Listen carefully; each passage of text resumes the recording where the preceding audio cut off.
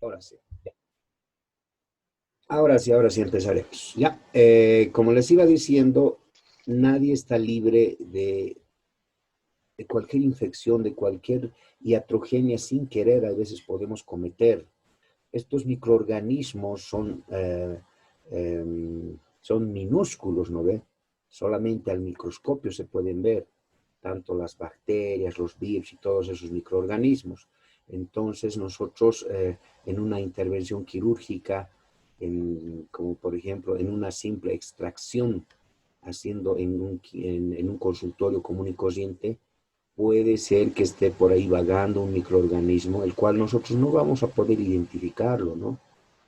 Y a veces sin querer puede ingresar a ese lugar donde nosotros estamos trabajando.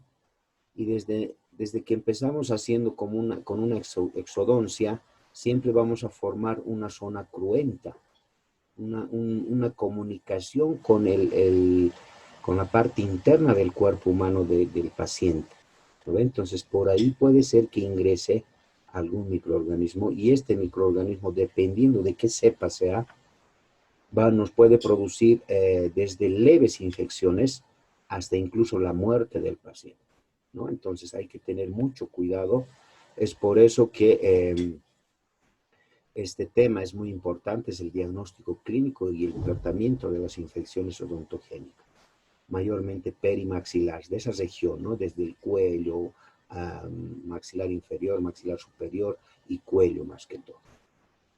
Ya, avanzaremos entonces. A ver, ¿dónde estamos? Ya, vamos a dar una pequeña introducción y vamos a decir que estas infecciones, estos problemas que se nos va a presentar es el conjunto de infecciones, ¿ya? Las cuales se pueden difundir. Va a empezar en una región pequeña como es el ápice de la pieza dental, ¿no? Y a partir de ese ápice se puede difundir, se puede diseminar esa infección dependiendo siempre ¿cómo se llama? El estado general del paciente. Si nuestro paciente aparentemente está sano, no vamos a tener mucho problema. El mismo cuerpo va a reaccionar y se va a curar ante esa extracción que nosotros vayamos a hacer. Pero si ese cuerpo de ese paciente está ligeramente con baja de defensas, está caquético, está desnutrido ese paciente, entonces la infección va a ganar, lo va a ganar a ese cuerpo. Entonces ahí es donde empieza a hacer la proliferación y empieza a hacer, como se dice en palabras simples, su fiesta los microorganismos adentro. Y si nosotros no precavemos este tipo de problemas, el paciente va a sufrir, él es el que va a sufrir, ¿no? Tanto dice como en tejido óseo, si se fijan en la imagen, unas osteitis, unos problemas tal vez a nivel tejido óseo se pueden dar. También se pueden dar en tejidos blandos, que es lo más común encontrar esto, los famosos abscesos, ¿no ve? Siempre, cuando el paciente no se ha tratado, cuando ha sido una necrosis, cuando se ha necrosado el paquete vasculonervioso, el futuro es esto, porque como no hay por dónde salga esa pus, a la fuerza va a tener que salir por el ápice. Y ahí es donde va a empezar a producirse este proceso purulento. Los tejidos cutáneos, cérvico-faciales, cuando se presenta este tipo de problemas, de que se presenta. ¿No? A veces es un poquito complicado. De hecho, nosotros ya en consulta normal no vamos a poder tal vez dar tratamiento a este tipo de casos si se nos presenta. Y estos casos evolucionan, les cuento, en 24 horas. No es un proceso evolutivo largo de unos 3, 4, 5 días, no. La reproducción de estos microorganismos causantes de estos problemas, en 24 horas este paciente ya puede estar, ya no puede incluso respirar, ni hablar, ni hacer nada. Entonces inmediatamente hay que hospitalizarlo y ya entrará ahí la especialidad de maxilofacial, la cual se va a encargar tal vez de hacer el tratamiento. Pero mientras nosotros, tal vez si se nos presentara en algún momento de nuestra vida profesional, tenemos que actuar, tendríamos que saber qué hacer, ¿ya? Esto se puede producir, dice, a partir de una periodontitis. Sí se puede. A partir de una periodontitis periapical, a partir de un absceso, de un flemón, una celulitis. ¿No? La periodontitis periapical puede ser el causante de este absceso, de este flemón y de esta celulitis. Entonces hay que tener mucho cuidado. Y no solamente también en cuestión de cirugía, ¿no? En dientes, cuando vamos a hacer extracción, también en periodoncia, los enfermedades periodontales también nos puede desencadenar este tipo de problemas, ¿ya? La etiología. ¿Quién causa esto? ¿Ya? Se dice que aproximadamente el 75% de los microorganismos son de gérmenes anaerobios, los que nos van a causar estos problemas. Sabemos que tenemos los anaerobios y los aerobios, ¿no ve? Los microorganismos. Entonces, el que produce estos problemas son los anaerobios. Los anaerobios son esos microorganismos que no quieren el oxígeno, se ocultan del oxígeno, porque al mínimo, en el mínimo área que haya oxígeno, este microorganismo fallece, ¿no? Muere el microorganismo. Entonces es por eso que estos anaerobios tratan de introducirse lo más profundo posible, a lo más profundo de los tejidos, del músculo, de la región donde se haya instalado. Si es anaerobio, se va a tratar de introducir más y se va a empezar a reproducir más rápido. Es por eso que el 75% dice de todos los microorganismos son anaerobios y esos nos van a producir este tipo de problemas. Y los aerobios ya son, sería el 25%, los cuales son aerobios y no van a causar mucho problema. Y dentro de estos 25%, va a estar, del 70% van a ser streptococos, estafilococos, el 5%, neiserias, corinobacteriums, cocos gram positivos. ¿Ya? Entonces, pero si se dan cuenta, es la mayor parte, el 75%. La mayoría de los microorganismos son pues anaerobios y esos son los que nos van a producir estos problemas, ¿ya? Ustedes por microbiología ya saben ustedes qué microorganismos hay, si son aerobios, anaerobios y todas esas cosas. No vamos a volver a repetir nosotros. La patogénesis. Y ya, como se dice, lo principal y lo más primordial siempre va a empezar por una simple caries no controlada, ¿no? La caries va a empezar a avanzar, va a llegar al esmalte, va a llegar a la dentina, va a llegar al paquete vasculonervioso y por ahí va a ser el ingreso de estos microorganismos a nivel del ápice. Entonces tenemos que tener mucho cuidado, por eso que a veces nuestra población también no está, digamos, ¿cómo les diría? La población misma está mal acostumbrada, ¿no? Cuando duele, recién acudimos al profesional médico. Y miren la paradoja de nuestro cuerpo, ¿no? El esmalte es una estructura donde no va a haber irrigación nerviosa ni nada por el estilo, ningún tipo de irrigación. Es asintomático, entonces, y justo empieza ahí la caries, ¿no? Entonces el paciente al principio no le va a doler. Después, claro, ya le dolerá poco a poco. Pero el paciente no tiene esa costumbre de acudir. Al mínimo dolor nosotros tendríamos que acudir, ¿no? Ya será al médico o ya será al odontólogo, uno de los dos. Porque ellos son los que nos van a dar, tal vez nos van a descubrir esa posible enfermedad que vayamos a tener por causa de ese mínimo dolor. Pero no lo hacemos. Esperamos siempre a que nos duela un dolor insoportable y recién estamos correteando, ¿no? Ya. Las necrosis pulpares por caries dentaria. Vamos a ver. De aquí empieza, como les decía, caries no descuidadas. Miren, si se fijan, ya no hay ni corona en este segundo y tercer molar. Ya no hay ni coronas, ya no hay nada, simples restos radiculares, los cuales son focos de infección y los cuales van a agarrar, porque si se hace, si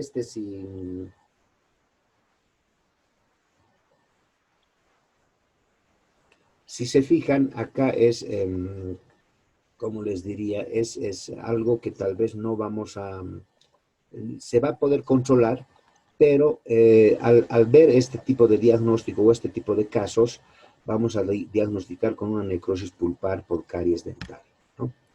Entonces, la lesión va a empezar y va a ser una inflamación al principio, va a ser irreversible esa pulpitis, va a entrar al paquete vasculonervioso y va a llegar directamente a lo que es la región, ¿cómo se llama?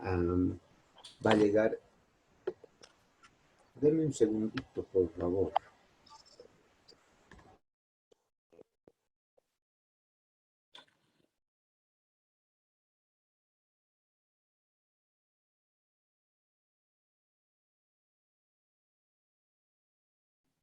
Ya, mil disculpas. ¿No? Entonces, la necrosis, como les decía, va a producir este tipo de casos y vamos a tratar de ver, vamos a empezar a ver las necrosis pulpares, enfermedades periodontales y todo eso.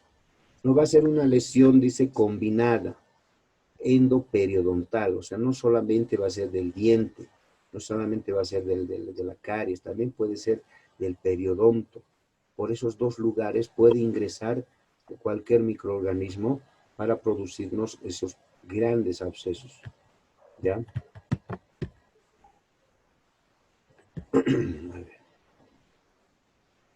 Dice, ¿no? Esta lesión también puede ser producida por vía periodontal, lo que les decía, no siempre por caries. También las encías juegan un papel muy importante dentro de lo que es la cavidad bucal. A veces hay piezas que están sumamente sanas, no tienen ni un puntito de caries, pero las encías están totalmente, qué sé yo, les diría, están totalmente con una gingivitis bien marcada, entonces es por ahí donde, y en esa gingivitis, de hecho, que va a haber bolsas, y va a haber pus, va a haber líquido purulento, y por ahí es donde también puede hacer el ingreso estos microorganismos para hacer estos procesos a nivel cérvico-facial. Si se fijan, hay este tipo de pacientes se presentan, ¿no? Y por estas bolsas, por estos agrandamientos, por estos cálculos dentales que se encuentran en la pieza dental, son focos de infección, los cuales nos van a nomás producir problemas. Entonces, se dice que la boca se asemeja, ¿no? Tiene tantos microorganismos como si fuera un inodoro incluso. Así de grave es nuestra boca. Pero gracias a nuestro cuerpo que es tan sabio, también hay elementos que van a ir a contrarrestar ese tipo de microorganismos, ¿no? La misma saliva, la tialina, la amilasa, son enzimas que contrarrestan a ese tipo de agresiones que viene del medio externo. Las amígdalas son la primera barrera que no va a dejar ingresar ningún microorganismo así, pero uno que otro sí va a pasar. Es por eso que yo siempre les digo, ¿no ve?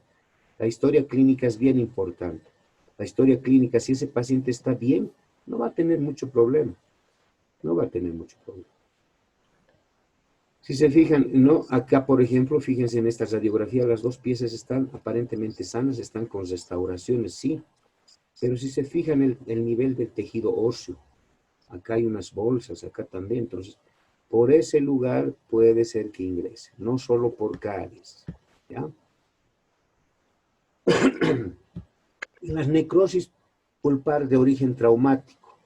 Estas necrosis se pueden producir también por traumas de oclusiones, ¿no? Hay veces una mala obturación o una obturación que está muy alta, hay veces es como estuvieran gatillando, pues algo, estuvieran como golpeando algo. Entonces ese tanto golpeteo va a producir nomás una necrosis a nivel del tejido, del paquete vasculonervioso. Los microtraumas también nos van a producir, los famosos pacientes que bruxan en la noche, ¿no? En las noches hay veces hay pacientes en que están masticando, están triturando los dientes ahí. Entonces esas piezas dentales a la larga sí o sí se van a necrosar. O hay algunos que acostumbran a morder, a hacer sonar los dientes, ¿no? Esos pacientes también, y ese tipo de acciones son microtraumas en las piezas dentales, los cuales van a repercutir a nivel de la necrosis del paquete vasculonervioso. Y las fracturas también, ¿no? Fracturas maxilares o accidentes traumáticos directos también nos van a producir las necrosis. Una caída, un golpe, un blancazo con el balón al jugar con el hermanito, no sé, ¿no? Cualquier golpe directo a la pieza dental también puede ser causante de una necrosis pulpar. La contaminación del ápice por vías retrógradas también se puede dar, no solamente en este caso, vamos a ver ahora, cuando otra estructura muy cercana a la pieza dental está con infección, como puede ser una sinusitis, por ejemplo, ¿no? La sinusitis puede estar infectada todo el seno maxilar, y sabemos que el seno maxilar casi está en relación con, yo diría, hasta los premolares y los primermolares incluso, ¿no? Dependiendo la edad del paciente. Cuanto más mayor el paciente, el seno maxilar se va a achatar y se va a ensanchar, ¿no? Entonces va a tener más relación con piezas dentales. Y si hay una sinusitis, puede ser que por ese lado haga la infección al ápice de la pieza. Entonces ese tipo de contaminación va a ser contaminación del ápice por vía retrógrada, ¿ya? O en algunos quistes, por ejemplo, unos quistes que se puedan formar. Es muy raro ver esto, ¿no? Pero sí se puede presentarles, ¿no? Entonces, tanto del seno maxilar como estructuras quísticas o lesiones quísticas van a hacer de que esta contaminación sea por vía retrógrada. Las pericoronaritis también. Las pericoronaritis van a ser ese tipo de, cuando está erupcionando el tercer molar, ¿no? Estamos hablando más o menos desde los 18, 19, 20, 21, 22 años, hasta 25 años incluso, ¿no? A esa edad más o menos empieza a erupcionar los terceros molares, y siempre va a haber esta lengüetita que hay ahí. Nos va a dificultar, muchas veces se detiene esta pieza dental y ahí no puede erupcionar, y ahí se vuelve como una especie de lengüeta, la cual es conocida como la pericoronaritis, ¿no? La infección de este lugar se va a conocer como pericoronaritis. Entonces, esta pericoronaritis muchas veces al paciente lo deja a veces encamado. A veces es tan grande esto, es tan grave esto que el paciente decae rápido. Presenta fiebre, dolor de cabeza, dolores de oído, empieza a debilitar al paciente y el dolor es insoportable. Es decir, que el tratamiento no es gran cosa. El tratamiento muchas veces es extirpar esta lengüetita que está ahí, hacer unas buchadas con agua oxigenada y listo, ¿no? Pero puede entrar por esa vía, puede también hacer ingreso microorganismos y llegar al ápice de la pieza dental. Infecciones iatrogénicas también nos pueden dar muchas veces en otras especialidades, como por ejemplo la endodoncia, la operatoria. A veces la endodoncia, a veces por utilizar el instrumental no está estéril, está sucio, a veces simplemente hemos lavado, o por falta de tiempo, o por flojera, así directamente hablando, muchas veces utilizamos las limas o todo el instrumental de endodoncia tal vez no estéril, y sin querer nosotros llevamos esa infección al ápice, y esa infección va a ser directa, ¿no? O muchas veces cuando hacemos extracciones y a veces no agarra la anestesia, o nuestra técnica de anestesia ha fallado, y tratamos al final de hacer unas intraligamentosas. Y hacemos, y siempre yo les digo, ¿no? Cuando hagan esas técnicas intraligamentosas, siempre por favor coloquen aguja nueva. ¿Por qué? Porque si ya ha usado, por decirte, en el mismo paciente les habló, ha usado, podemos arrastrar nosotros cualquier microorganismo, y al hacer esta técnica intraligamentosa pueden, ¿cómo se dice? Podemos arrastrar y podemos llevar nosotros microorganismos al ápice. ¿Qué más? A ver. Después de la infección bacteriana, dice, se produce una evolución Una vez hecha la infección, ya va a empezar ahí el cuadro, los cuadros. Dependiendo, como les digo, cuántos microorganismos hayan ido, dependiendo qué tipo de virulencia tenga ese microorganismo, de qué tan patógeno sea ese microorganismo. Un estreptococo dorado, por ejemplo, ese es un extremo. El estreptococo dorado nos va a causar incluso, nos puede causar la muerte del paciente en 24 horas. Hay que tener mucho cuidado, es por eso que a veces hay que darle nomás interés a la asepsia y a la antisepsia, ¿ya? Para evitarnos cualquier problema. También dice, depende del organismo, lo que les decía, ¿no? Si un paciente aparentemente está sano, de hecho lo vemos, ¿no? Entra bien, entra robusto, coloradito, no tiene ninguna, aparentemente está sano, entonces ese paciente poco o nada, cualquier microorganismo va, de hecho va a entrar a ese lugar, pero como el cuerpo está preparado y está bien, no va a tener ningún problema y lo va nomás a anular a ese microorganismo. Pero si el paciente está con baja de defensas, y mayormente en las señoritas, ¿no? Las damas son las que tal vez un poquito, siempre cada mes tienen un ciclo menstrual, entonces en ese ciclo a veces hay esa ligera baja de defensas. Y es por eso que hay veces en las mujeres se presenta un poquito con mayor frecuencia este tipo de problemas, por precisamente esa baja o esa caída de defensas. Hay un cambio hormonal cada, cada mes, cada 28 días sufren un cambio hormonal. Entonces, debido a eso, el cuerpo a veces tiene sus desequilibrios. Es por eso que también, ¿no? El cambio de humor, la decaez, los dolores, el decaimiento en esos días. Entonces, ahí es donde aprovechan los microorganismos oportunistas. La evolución puede ser crónica o aguda, si no, todo depende. Nos puede dar un absceso, un flemón o una celulitis. Va a depender si es el absceso, el flemón es un poco más grave y la celulitis ya es lo último, ¿no? La celulitis es lo que habíamos visto al principio en una foto. Ya les voy a ir mostrando, ¿no? Este es un absceso, por ejemplo, ¿no? El conocido, el absceso por causa de una pieza dental, pueden ser por uno, por dos, o hay que ver, ¿no? Ahorita ya, o más luego vamos a ver a qué lados nos dan las infecciones cuando vamos a ver si son centrales, laterales o caninos, ¿no? Y vamos a ver, ya cuando hay agrandamiento de volumen aquí extraoralmente, ya vamos a ver, ya se está formando un flemón, ¿ya? Y hay pacientes que llegan así, no se extrañen, va a ver, cuando ustedes ya estén trabajando, les van a llegar pacientes de esta manera. Esto todavía, primero, el absceso sí lo podemos tratar en un consultorio. Este flemón también lo podemos tratar haciendo un drenaje, se puede.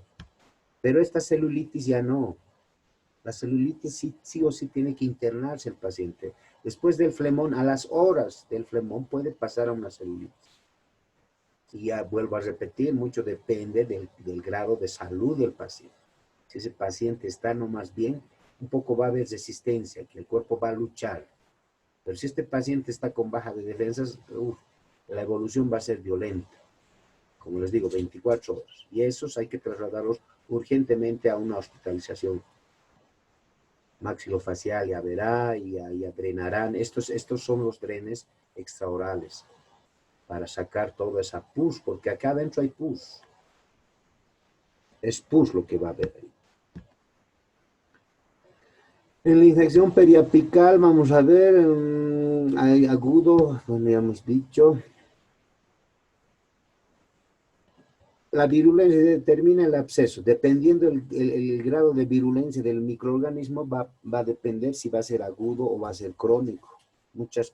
Y hay veces cuando ya está instalado, por decirle, un resto radicular nada más, en el ápice ya, pues, a veces se taponea esa vía de escape de la pus. Entonces, a nivel del ápice va a depender de qué microorganismo esté para que se torne crónico o agudo.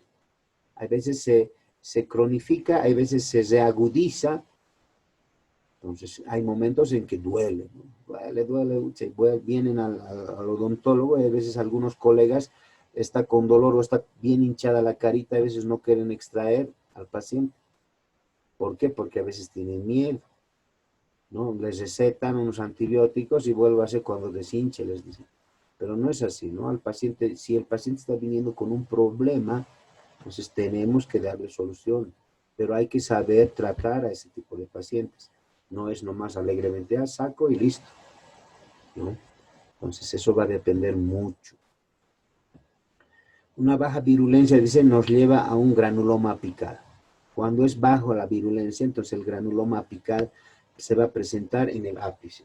Y el granuloma apical es pues una defensa del cuerpo también, ¿no? A veces nosotros lo vemos como al malo de la película, ¿no? Al granuloma apical. A veces sacas tu radiografía y dices, uy, me muestra, ¿no? Doctor, mire, un granuloma grande, ucha, ¿no? O a veces cuando hacemos la extracción, o hacen ustedes las extracciones en la clínica, ¿ya?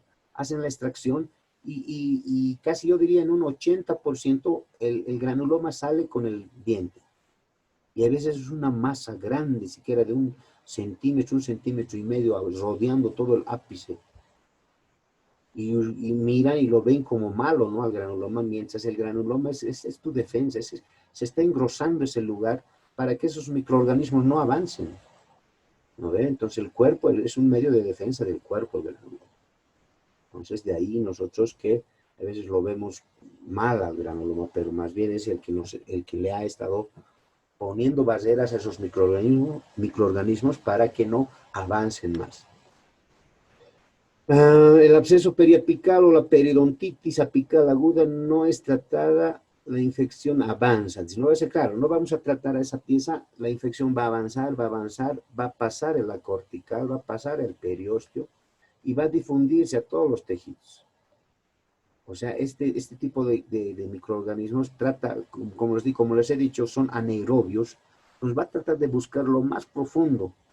Claro, ellos no tienen ojos, ¿no? Pueden estar saliendo, se pueden exteriorizar o como que se pueden interiorizar, ¿no? Hablando ya en nuestro lenguaje, pueden ir hacia vestibular o pueden ir hacia lingual o palatino, ¿ya? Pero no tienen ojos los microorganismos, pero ellos tratan de buscar lo más oscuro y lo más anaerobio, donde no hay oxígeno, ¿no? Entonces ellos van a entrar ahí.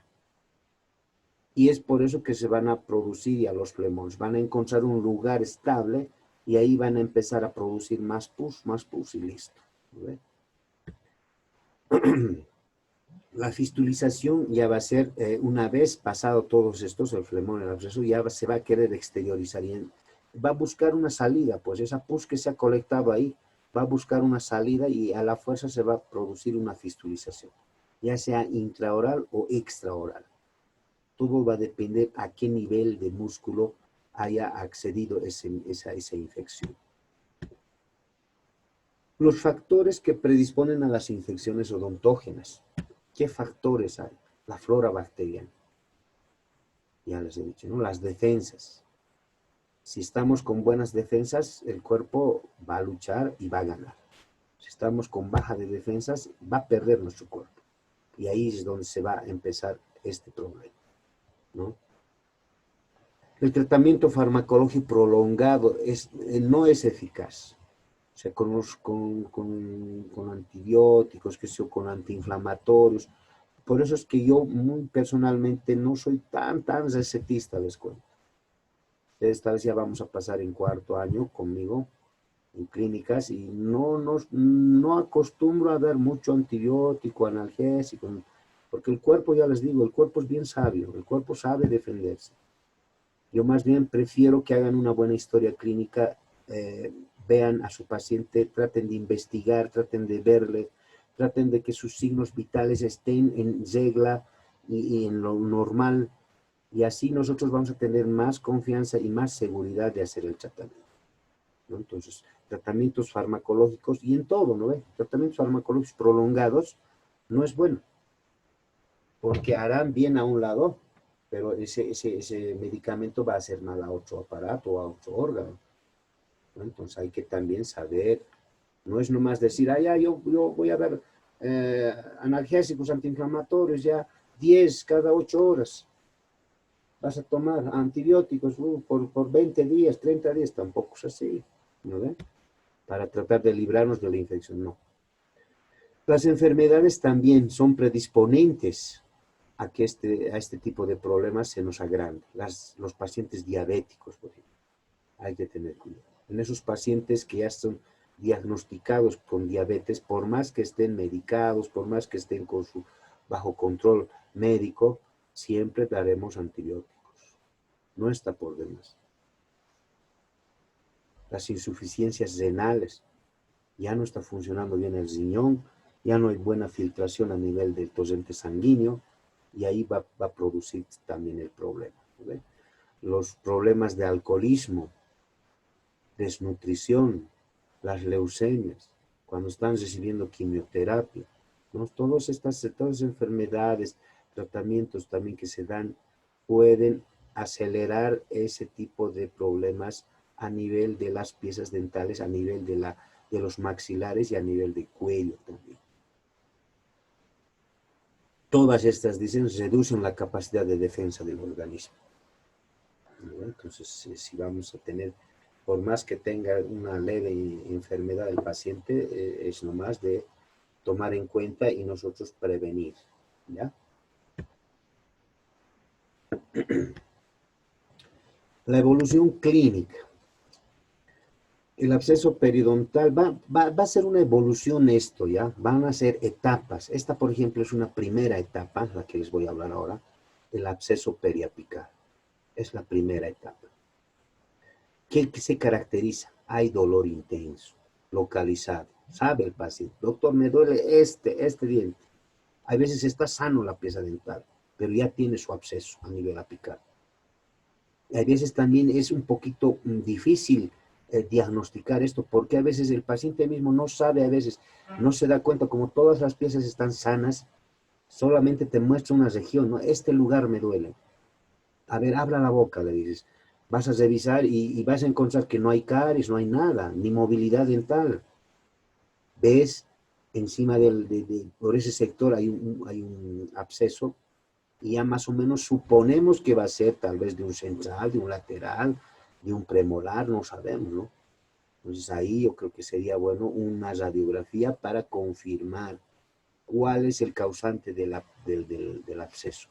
A veces por no diagnosticar bien podemos hacer la apertura, porque para este tipo de problemas, abscesos periodontales, el tratamiento va a ser sencillo, tampoco va a ser la extracción directa, ¿no? Vamos a tener que hacer la apertura cameral y hacer una endodoncia. Pero esta es la primera etapa para que se produzca. También dice, no responde a vitalidad, ¿no ven? Cuando hay un absceso periapical, esa pieza dental, cuando vamos a querer hacer la apertura incluso, ya no va a sentir dolor, pues porque esa pieza, ese paquete vasculonervioso ya está necrosado, ya muerto. Es por eso que a nivel del ápice ya hay absceso. Entonces no responde vitalidad. Y en vano están colocando, a veces hay algunos amigos o colegas que colocan anestesia. No, en estos casos ya no es necesario colocar anestesia. Pero le va a doler, dicen. ¿Qué le va a doler si ya el paquete vasculonervioso está necrosado totalmente? Entonces, no va a responder, ¿no ve? Otra, aumenta la movilidad. Muchas veces, a medida que va a avanzar este absceso periapical, muchas veces hay pacientes que su umbral de dolor es alto. O sea, para unos, una simple gingivitis es un dolor fuerte, pero para otros no. O sea, su umbral de dolor es fuerte. Entonces, ellos no sienten, o sea, sienten un mínimo dolor, pero ya van y va aumentando este absceso, va aumentando y aumenta también la movilidad, ¿no? Hay piezas que se van a empezar a mover, son características. En un minuto se nos va a cortar la transmisión, por favor. Volvemos a ingresar a modo de hacer un pequeño break, a modo de hacer un pequeño descanso. Se nos corta la transmisión, volvemos a ingresar, por favor, y ahí sí respírense un poquito para ponerle más atención, porque más adelante vienen cositas bonitas, ¿ya? Entonces, tómense un refresquito, entonces tienen unos 2 minutos para hacer eso, para reingresar en este caso, ¿ya? Entonces, la radiografía dice es algo negativo.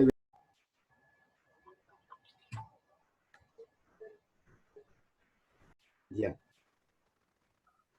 continuamos entonces, ¿no? Entonces, como les decía, el absceso periapical es la primera etapa. Ese es el primer nombre, ¿ya? aumenta, dice, no responde a la vitalidad. La pieza dental ya está muerta, no hay, hay movilidad más bien de la pieza dental. A la radiografía es negativa, ¿no? Porque aquí, en este primer estadio, en la primera etapa, a veces está empezando aquí a nivel del ápice a formarse un granuloma. Entonces, si vamos a sacar una radiografía, a veces es negativa. A veces ves la radiografía y no hay nada en el ápice. Como es la primera etapa, se está formando.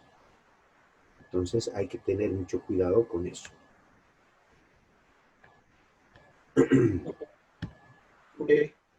Si nos fijamos, ¿no? Vea, esta es la primera etapa. Miren, en la radiografía va a salir así. Una pequeña zona radiolúcida, casi confundiéndose con el periodonto, ¿no? Entonces esta es la primera etapa. Hay una inflamación en el ápice ligero. Entonces por eso dice radiografía negativa. Aumenta la movilidad.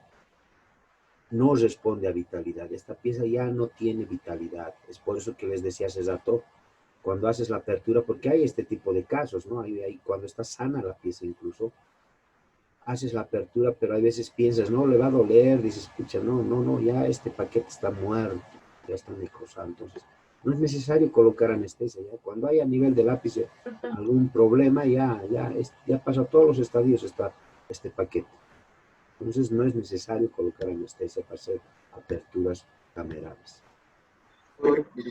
La segunda etapa va a ser la infiltración endóstica. ¿Ya? Esta es la segunda etapa, la infiltración endóstica. ¿A qué se refiere esta infiltración? Es similar a la primera etapa, pero el absceso ya puede cronificarse, ya se va a empezar a formar un granuloma apical. Si se fijan acá, miren, ya hay una zona radiolúcida más amplia, ya más marcada. Aquí sí, tal vez la radiografía ya nos va a dar un detalle. Y si se fijan acá en la corona, fíjense, no hay caries. No hay caries. Esto tal vez ha sido producido por un trauma, un golpe, una caída, cualquier accidente que hay, una mala mordida. A veces hay, o el castañeteo tal vez, o una sobreobturación, no sé, varios factores los cuales nos puede dar. Entonces la infiltración endóstica es la segunda etapa. El absceso puede cronificarse, ya se va a estar convirtiendo en un granuloma apical. La infección se difunde en el tejido óseo. Si se fijan, el primero era así, en el segundo ya estamos así, en esta segunda fase o etapa ya va a estar más marcada. ¿Ya? Hay una tercera etapa, la cual va a ser la infiltración subperióstica. ¿Ya? En la infiltración subperióstica ya se va a querer exteriorizar este problema. Dice, una vez atravesada la cortical, aquí vamos a ver la cortical, y después va a haber la difusión a tejidos blandos. Todo va a depender a cuál lado esté el ápice. Si el ápice está dirigido un poquito hacia lingual, en este caso veríamos que es lingual, se va a diseminar y se va a difundir hacia lingual. Pero si el ápice está ligeramente hacia vestibular, por ahí va a ir, ¿no? Entonces, todo va a depender de cómo esté. Ahora, hay en otros casos cuando el ápice está, o muchas veces el ápice no sale siempre pues por acá abajo, por la punta de la raíz, no. Hay veces se entra por un lado, por un costado, hay veces hay como, deben saber esto por operar por endodoncia, es el famoso delta apical, ¿no ve? Está en delta. Entonces ahí hay varios conductillos por los cuales sale. Por eso es que tal vez por ese lado se puede escoger este proceso purulento a cuál lado salir. ¿Ya? En la etapa superióstica ya, debajo del periósteo, el dolor ya va a ser referido, con el dolor el paciente te va a indicar, me duele, ya va a haber dolor, más agudo incluso. ¿No? La radiografía va a ser similar a la anterior, no va a haber mucho cambio a la etapa 2. Una etapa 4 va a ser la infiltración flemosa o la celulitis. Se fijan, muchas veces no se logra apreciar muy bien, pero esto está cuando se ha diseminado por lingual, va a ir a tejidos blandos y se fijan, acá va a ser el problema ya. ya va a estar, esta etapa, vamos a hablar de un flemón o celulitis. Ya se va a estar queriendo exteriorizar. Y estos casos ya son medio riesgosos y peligrosos. Este caso, por ejemplo, a causa de esta pieza, de este primer molar retenido, acá miren, es un primer molar retenido, el cual ha producido esta infección. ¿Ya? La inflamación del tejido conjuntivo va a ser submucosa, intraoral o subcutáneo. Cualquiera de esos nos va a poder. La tumefacción, o cuando vamos a palpar nosotros este lugar, va a ser duro, medio duro, elástico, como una goma dura más o menos. No va a ser tan flexible, ¿no? Va un poquito, no, lo normal en la piel es pues flexible, ¿no? Si se tocan su cara o su cuello, por ejemplo, no hay problema, pero cuando ya hay esta etapa 4, o la flemosa o celulítica que se llama, ya va a ser un poquito más duro, se torna duro. El cambio de coloración, si se fijan, también, ¿no? Va a haber un cambio de coloración, va a haber un enrojecimiento, también nos va a delatar esta etapa 4. La área patológica mal definida, no va a ser bien circunscrita, va a ser mal definida, no va a tener forma. Cualquier forma puede adquirir esta etapa. Y el dolor va a ser agudo, ¿no? El paciente va a venir con un dolor. Entonces, muchas veces hay que ver hasta dónde también puede llegar nuestro alcance como odontólogos generales. Tampoco se metan a hacer cosas tal vez que no van a poder solucionar, ¿no? Entonces, en esos casos, muchas veces hay que nomás remitir al especialista necesario, que va a ser el maxilofacial, o hacer la interconsulta en un hospital ya que tenga todas las necesidades para tratar a este paciente. Como dice, el flemón puede evolucionar en dos direcciones: absedación o fistulización o infiltración difusa. Absedación va a ser intraoralmente. La fistulización también extraoralmente sí se produce. Tal vez han debido ver algunos amigos, colegas, familiares, siempre, a veces tienen una cicatriz acá, y esa cicatriz deja, cuando hace la fistulización de estos casos, deja una cicatriz. Y van a ver, cualquier persona que tenga una cicatriz más o menos por el ángulo de la mandíbula, ese paciente ha debido sufrir este tipo de problema. Es por ahí también que han drenado, por ahí, es por eso que hay esa cicatriz. ¿Ya? Deja secuelas. Una etapa quinta va a ser la absedación y fistulización, lo que les decía, ¿no? Se forma el absceso, puede ser intra o extraoral. Vamos a hacer la recolección del material para dar, tal vez para hacer un cultivo, todo va a depender. Si se fijan, puede ser intra o extraoral. En la radiografía también podemos ver, ¿no? Ahí vamos a ver, va a poder ingresar ya sea a regiones aponeuróticas, va a entrar a regiones tal vez a distintos lugares, se mete nomás este problema. Por eso es que es medio peligroso cuando ya estamos en esta etapa, lo menos, de absedación y fistulización.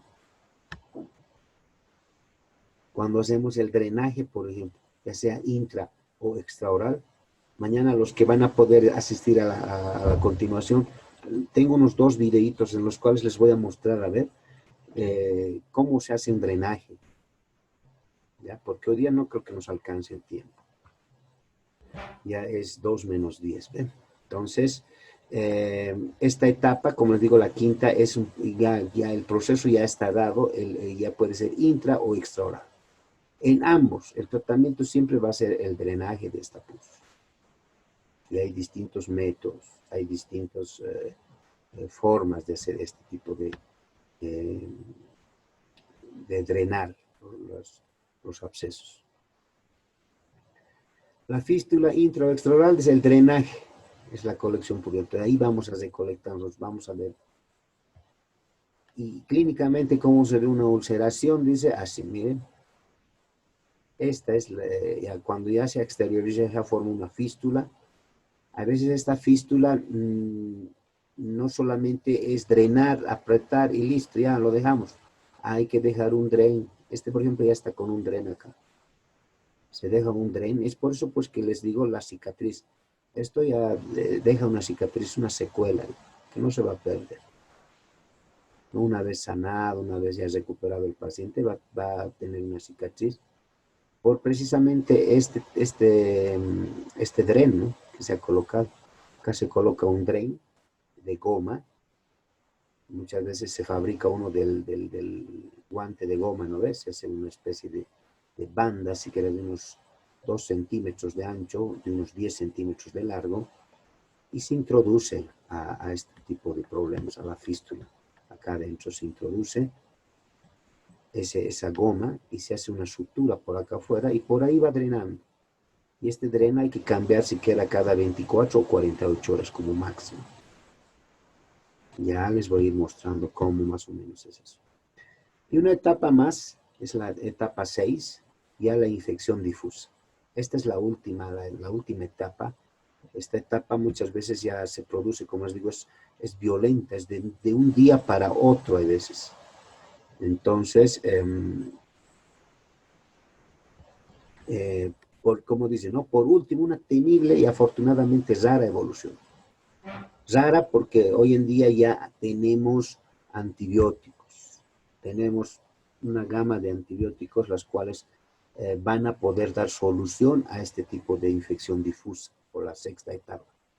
Antiguamente, yo les hablo de hace unos 20, 25 años o 30 años atrás, estos pacientes a veces llegaban a fallecer. De cada 10, unos 6, 7 fallecían. Unos 3 o 4, bueno, podían soportar este problema o hacer el tratamiento de buena manera. La difusión externa de la infección, y esta etapa mayormente ya es conocida como la angina de Ludwig. Ya esta etapa, la etapa 6, es conocida como la angina de Ludwig. Si se fijan, miren, es grande. Acá el paciente no muere precisamente por esta infección. No muere porque la infección está acá, ¿no? No. Muere ¿por qué? Porque eleva el piso de boca, eleva la lengua y taponea las vías respiratorias. Es por eso que muere el paciente acá. No tanto así por la infección.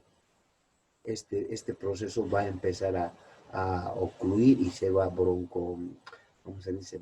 El paciente se va a asfixiar, no va a poder respirar porque a veces hay que entubar. Y entubar a uno de estos pacientes, es sumamente difícil. ¿No ven? Hay que hacer la traqueotomía muchas veces. Entonces esta etapa es nomás un poquito complicada. También a distancia por vía hemática, una septicemia sí nos puede dar, ¿no? Una bacteremia, una septicemia, listo. Paciente 24, máximo 48 horas está velando. Así de grave es esta situación. Hay que tener muy en cuenta. Factores anatómicos que influencian la difusión de la infección odontogénica. Hay factores, como les decía hace rato, ¿no ve? A veces el microorganismo quiere irse por un lado, pero a veces un factor anatómico puede ser ya sea un músculo, una aponeurosis o el hueso, tal vez el tejido óseo nos va a impedir que vaya a ese lado. Entonces se va a tener que dirigir a otro lado la infección. La posición del ápice es algo bien importante, como les decía. Todo va a depender a qué lado esté el ápice. Muchas veces en algunas piezas son marcadas, como por ejemplo el incisivo lateral superior. Su ápice, no, como les digo, miren, por ejemplo, acá el ápice no siempre sale recto. Siempre se dirige, puede ser a un lado, puede ser al otro. Pueden haber accesorios, miren, el ápice. ¿No? Entonces, en el superior, por ejemplo, una de las características del segundo premolar superior es su raíz siempre va dirigida hacia palatino. Por eso que más adelante les voy a decir de que el incisivo lateral, mayormente un 80-90% de su infección va a dar hacia palatino. Es la única pieza en el superior que va a dar a ese lugar. ¿Ya? ¿Qué más? A ver, la anatomía topográfica. Va a ser de gran importancia ver la región geniana, maseterina, la mejilla, el mentón, la lateral del cuello, la anterior del cuello. Todas estas regiones van a ser propensas a, mayormente estas, ¿no? Las que están en el maxilar superior, maxilar inferior y el cuello. Estas regiones son las que más, e incluso algunas veces se ha dado a nivel temporal, les cuento. La infección ha ido por ahí a nivel del músculo temporal, ha ido a situarse a nivel de la sien del paciente. Entonces se da, se puede dar. Se puede dar incluso cuando hay infecciones a nivel superior, se puede dar en el párpado inferior. El párpado inferior se recolecta ahí la pus y a veces se cierra el ojo del paciente. El paciente no puede, una hinchazón bien grande y puede comprometer incluso al globo ocular. Entonces hay que tener mucho cuidado, por favor. ¿No? Entonces dice, la relación entre punto de desgaste de la cortical e inserción muscular. Va a depender mucho de la cortical, de la inserción muscular, va a depender mucho de qué músculo esté afectado. Uno de los grandes y poderosos es el masétero, ¿no ve? Ese va a ser bien afectado también. Los músculos masticadores, por eso que cuando hay este tipo de problemas, los trismus, el paciente no puede abrir la boca. Y ese es otro factor negativo para el operador, ¿no? Abra la boca, no puede, pues porque están afectados los músculos masticadores. Y hay trismus. Y estas difusiones, estas vías de difusión se van a dividir en dos. Unas que van a ser de primaria y otras de difusión secundaria. ¿Ya? De todas maneras, yo creo que acá podemos terminar esto y continuar mañana. ¿Se les pasó o tienen tiempo o día? Tal vez tienen clases de otras, ¿no? O prácticas creo que parece que tienen. ¿Qué dicen? ¿Continuamos o paramos acá? Porque ya es las 2 de la tarde. ¿Qué dicen, muchachos? Paramos. ¿Ah? Doctor, ¿falta mucho? Sí, casi menos de la mitad. A la Exacto. próxima entonces, doctor. O no sé qué usted dice. No, yo pues les digo, mañana, por favor, mañana, porque al otro ya tiene que dar el doctor Quinto, si no me equivoco, o el doctor Gutiérrez. Entonces, mañana, por favor, a las 7 en punto les espero. Se conectan y vamos a continuar a partir de acá. ¿Les parece? Sí, doctor. Ya. Doctor, mañana en la mañana a este mismo enlace. No. Yo voy a mandar otro enlace. No a las 7 de la mañana. 7 de la noche, ¿les parece? O quieren también en la mañana. Puede ser en la mañana, a las 8 en punto. Por mí no hay problema. En ¿Qué la dicen? mañana, Ahorita deciden. doctor. Por favor, doctor, en la mañana. Doctor, en la mañana, por favor. Por La favor. mañana, doctor. Ya, perfecto. En la mañana. Ya. 8 en punto, entonces en la mañana nos vemos. ¿Ya? Ok, doctor, gracias. Listo. Estén atentos En la mañana, link. doctor. Ya, perfecto. En la mañana, entonces, 8 en punto. Mañana sábado. Sí. Listo. Tengan buena tarde. Doctor, Nos vemos mañana. Chao, chao. hasta luego, doctor. Doctor. Chao, chao.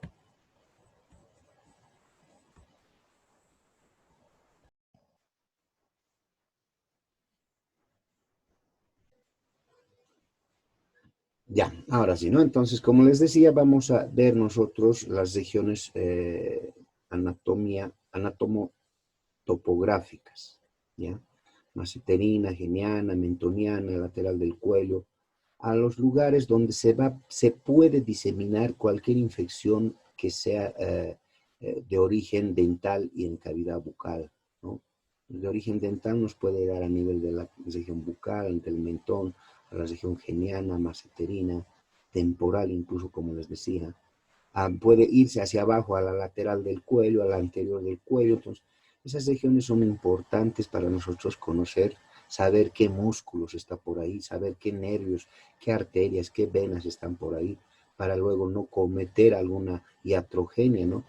Para después tratar de hacer un drenaje de ese absceso grande que pueda haber.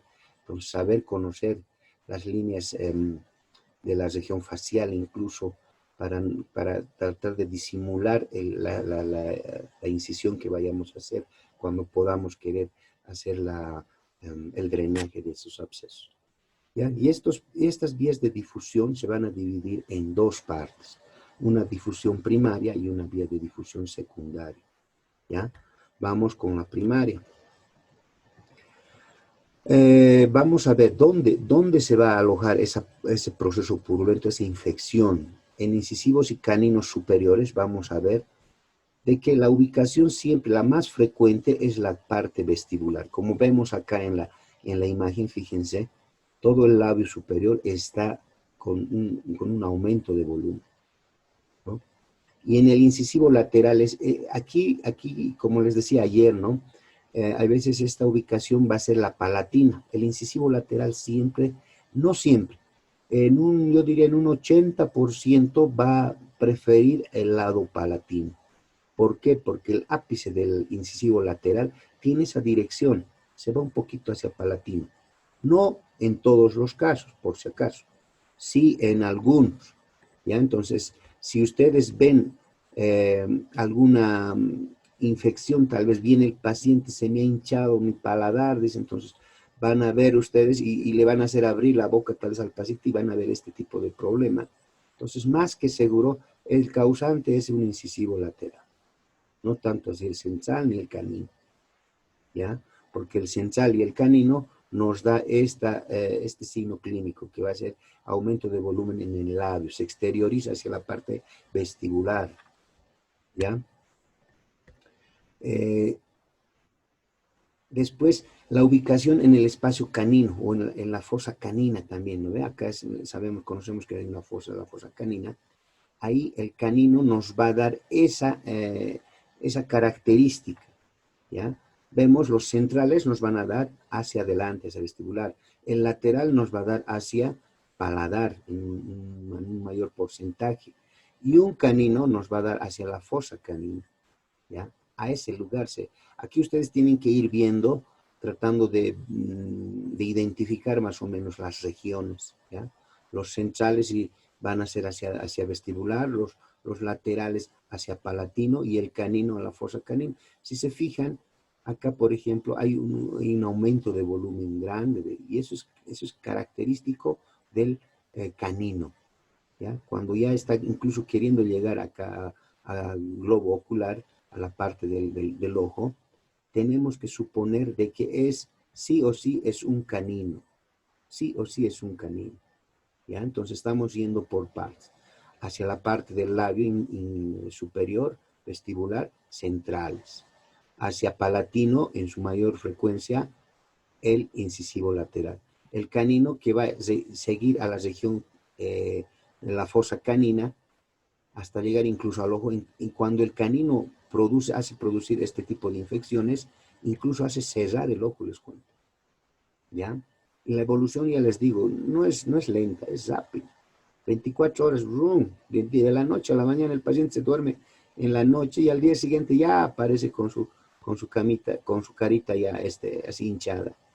Entonces hay que suponer eso, ¿ya? También acá tenemos que tener este tipo hay que conocer también la dacrocistitis.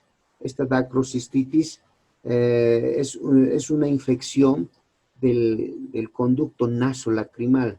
Nosotros tenemos un conducto que se comunica con el ángulo interno del ojo. Hay un conductito, el cual se llama nasolacrimal, que va a ir directamente a desembocar a las fosas nasales, ¿ya?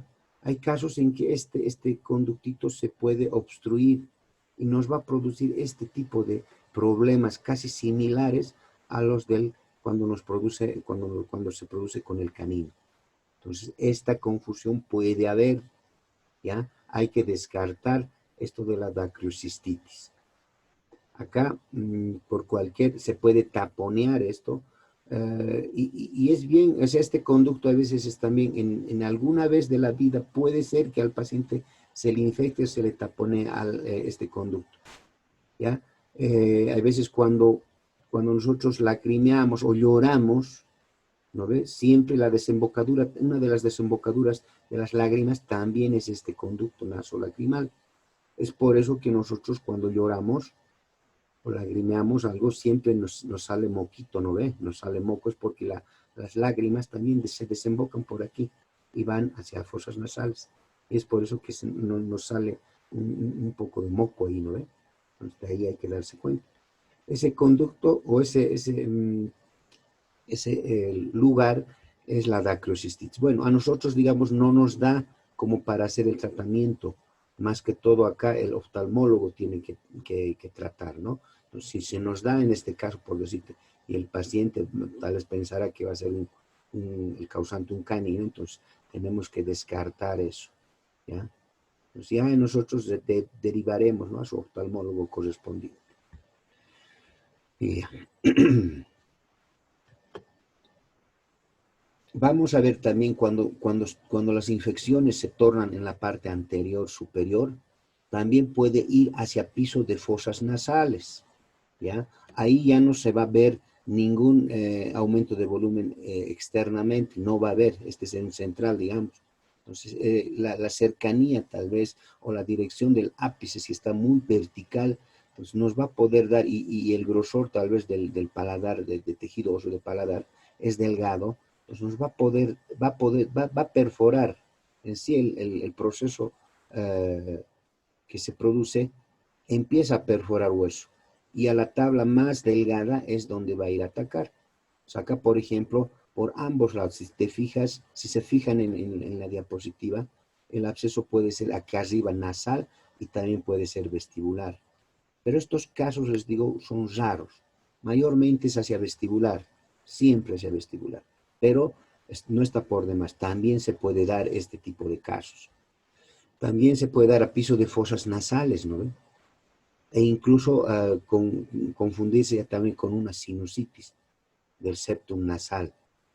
Entonces hay que tratar de ver eso, y la solución a veces es sencilla, ¿no? Cuando se nos presenta esto, la única solución tal vez no es drenar, no es hacer el show, el drama, simplemente extirpando o sacando de por medio la pieza que nos está dando el problema. A las 24 a 48 horas esto va a empezar a ceder, ¿no ve? La extracción, vamos a hacer la extracción de la pieza, o vamos a drenar tal vez por la misma vía. Entonces ahí ya va a empezar a drenar esto y va a empezar a ceder. Y también, de hecho, ¿no?, una cobertura antibiótica nos va a ayudar. Nosotros vamos a actuar externamente y el antibiótico va a actuar internamente. O sea, para a este proceso purulento vamos a atacar por ambos lados, tanto externo como interno.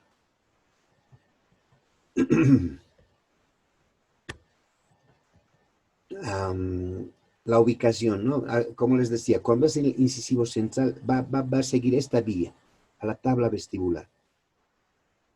Va a seguir y va a empezar a formarse ese proceso purulento a nivel del labio superior, no en el tejido celuloadiposo del labio. Entonces, fíjense, la característica es esta. Si ven así, si llega tu paciente así, de hecho tienes que suponer es uno de los dos centrales. Uno de los dos centrales. Los premolares y molares superiores. Aquí va a definir mucho un músculo que está insertado en el maxilar superior y que baja hacia el maxilar inferior. Este músculo es el buccinador, ¿ya? Todo va a depender. Si se fijan, este es el músculo buccinador que está insertado en el maxilar superior, que va por toda la mejilla, va y se inserta también en el maxilar inferior. Entonces, si la infección ha ido al medio del músculo, entonces va a haber ambos lados. Vamos a notar el aumento de volumen tanto en vestibular como en intraoralmente. ¿Ya? Extraoral e intraoral vamos a ver ese aumento de volumen. Entonces quiere decir que eso está al medio, el proceso ha salido al medio del músculo. Pero también puede ser interno, por debajo del músculo buccinador, ¿ya? Mayormente esto en los molares pasa, primero, segundo molar.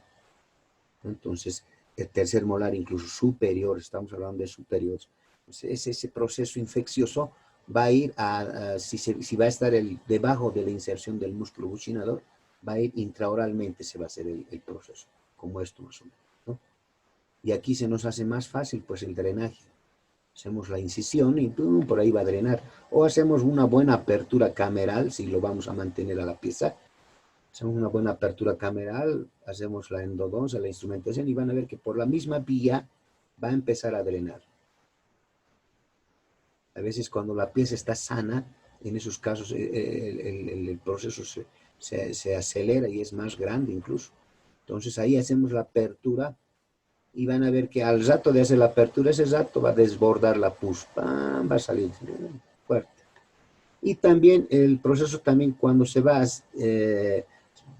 desembocar encima de la inserción del buccinador, ahí sí se va a exteriorizar y se va a notar, ¿no? Se va a notar a nivel externo de la cara del paciente. ¿Ya? Entonces, en molares y premolares va a depender mucho del músculo buccinador, de la inserción.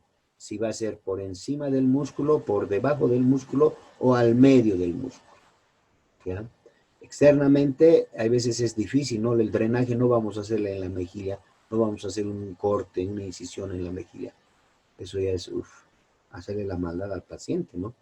Tenemos que hacer sí o sí cuando la infección está por encima del músculo buccinador, tenemos que hacer el drenaje simplemente por la vía de la pieza dental. O cuando vamos a hacer, si es que vamos a mantener la pieza.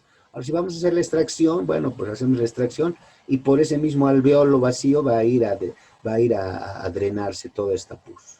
Simplemente hacemos presión acá, con presión, comprimimos la mejilla, de que duele un poquito, duele.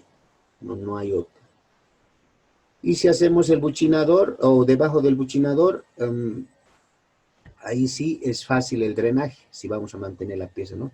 Para ayudar que acelere esta recuperación, hacemos la incisión acá intraoralmente, no se va a notar la cicatriz, nada por el estilo. Y también hacemos la apertura por ambos lados, va a drenar este proceso. ¿Ya? La ubicación palatina también. Acá, por ejemplo, en molares, en la raíz palatina de los molares, porque en molares superiores tenemos 3 raíces, ¿no ve? 2 vestibulares y una palatina. Entonces, cuando la raíz palatina puede ser la causante de este proceso, de hecho que al lado palatino va a ser pues más cerca que al lado vestibular, ¿no ve? Entonces, esa vía va a seguir. Puede ser también a nivel del seno maxilar. Ahorita vamos a ver eso, ¿no? Entonces acá puede ser que se nos vaya a nivel del paladar. Pero esto no podemos confundir también con lo que es del incisivo lateral, pero el incisivo lateral es más anterior, ya es más adelante. Mientras en un primer molar, un segundo molar y la raíz palatina nos puede dar este problema. Ahora, este proceso o esta infección o este agrandamiento que tenemos acá en paladar también podemos confundir con los famosos torus palatinos. ¿Cómo vamos a diagnosticar, cómo vamos a diferenciar de un torus palatino? Esto, cuando es proceso a nivel dental, causante de la pieza dental, es blandito, es blando, no es duro. Es blando y la aparición ha sido pues de un día para otro, como les digo. Es así rápida la aparición de esto. Mientras un torus palatino es pues duro, durísimo, como un caucho duro, como una goma dura, así es. Y aparte ese crecimiento ha sido de larga data. Que si el paciente te dirá, doctor, no, eso siempre tenía, hace 10 años estaba chiquitito, pero cada vez está creciendo poco a poco. Te va a decir, ya, entonces eso es un torus. Pero si el paciente te dice, doctor, no, esto ayer nomás era y hay dolor, me duele. No, es causante de una raíz palatina, ya sea de un primero o un segundo molar. ¿Ya? Entonces eso hay que darse cuenta. La ubicación geniana. Van a ver acá, fíjense, ya es más lateral, ya no es tanto hacia el nivel de la fosa canina con cuando produce el canino. Esto ya es más lateral, al nivel de la fosa geniana, de la génesis, ¿no? Del génesis. Entonces, a ese nivel, y como les decía, acá el músculo buccinador va a definir eso. siempre por encima, mayormente es por encima, por eso es que hay aumento de volumen. El paciente aparece con la cara hinchada. Eso quiere decir que está por encima del músculo buccinador. ¿Ya? Ahora acá dice también pueden ser causantes las piezas inferiores, por si acaso. ¿Por qué? Porque este músculo buccinador, como les decía, va pues de maxilar superior a maxilar inferior su inserción. Entonces es como una banda que cubre. Entonces el inferior también puede haber dado ahí y puede haberse exteriorizado y puede haberse ido hacia arriba. También pueden ser causantes las piezas inferiores. Es por eso que el odontólogo, por naturaleza, tiene que ser bien observador. Tiene que tener un buen ojo clínico. No solamente ir a un lugar y decir, ah, no, este es esto. Es superior, o me duele, listo. O a veces el paciente te va a decir, doctor, no sé cuál me duele, pero ya está con su edema grande, ¿no? No sé cuál, será el superior, el inferior, pero me duele. Pues uno tiene que saber reconocer, tiene que ver, tratar de ver qué lugar más o menos es, qué piezas son, si hay piezas cariadas, no hay piezas cariadas, probar la vitalidad de cada pieza dental, ya sea en superior o en inferior. Cuando hay este tipo de casos clínicos, entonces tenemos que suponer ya será en superior o en inferior. Ahí está la situación. La ubicación sinusal, lo que les decía hace rato, también, si se fijan, las raíces de los molares superiores están más cercanos, la palatina en especial está más cercana hacia seno maxilar que hacia la tabla vestibular o que hacia la tabla palatina. En todo caso, acá se va a empezar a formar dos tipos de procesos purulentos. Una en forma de sol naciente, dice. Eso es cuando el proceso purulento no ha perforado la membrana del seno maxilar y ha empezado a retraer nada más. Ha empezado a retraer y es como que se formara, ¿no?, una especie de sol naciente. Entonces es como si estuviera saliendo el sol acá. Hay un pequeño abombamiento. ¿Ya? Entonces ahí esto cuando se dice que es de sol naciente es cuando no ha perforado la membrana del seno maxilar. Ha perforado piso de fosas nasales, ha perforado tejido óseo y ha empezado a formarse la pus ahí y ha ido recorriendo nada más la membrana. Mientras el otro sí ha perforado tanto tejido óseo como la membrana del seno maxilar y se ha introducido, el proceso se ha introducido al seno maxilar. Entonces, esto es conocido como nivel hidroaéreo. ¿Por qué? Porque es como una planicie aquí, todo planito. ¿Ya? Esto a veces lo vamos a reconocer con radiografías. Entonces, ahí ya, aquí en estos casos de nivel hidroaéreo, se nos va a complicar la situación. ¿No? ¿Por qué? Porque el seno maxilar también ya va a estar comprometido. De hecho, que se va a producir una sinusitis. En estos casos ya se nos agrava el problema. Esto ya tal vez ya no vamos a hacer simplemente la exodoncia. Tal vez ya vamos a tener que derivar. Haremos en una primera instancia la exodoncia y luego esperar a que drene por ahí, pero sí, ya va a haber una sinusitis aquí. Ya va a haber.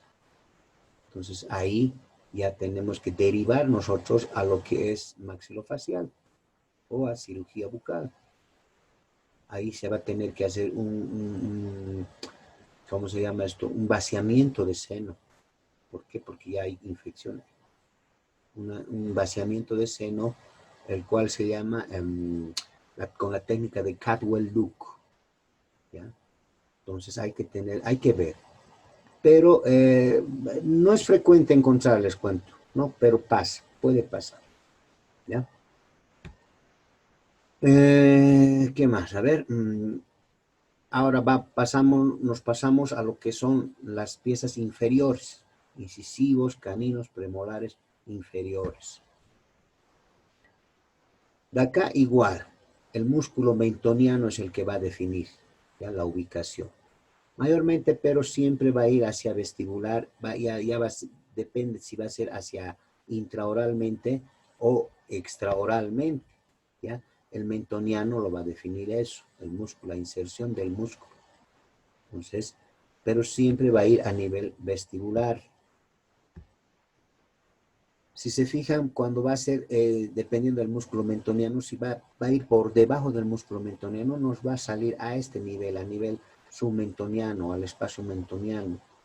¿Ya? Ahí se va a ir a alojar ese proceso purulento. Y muchas veces se exterioriza, va a formarse fístula. ¿Ya?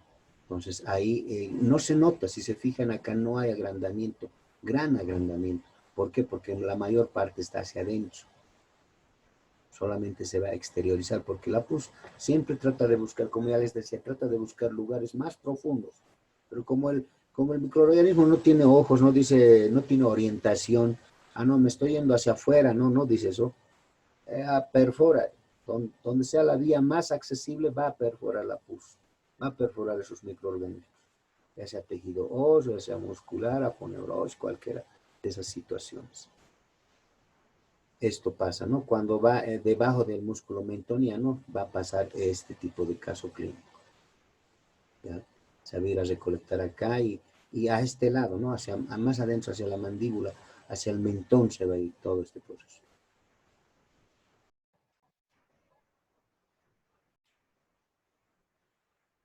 Ya.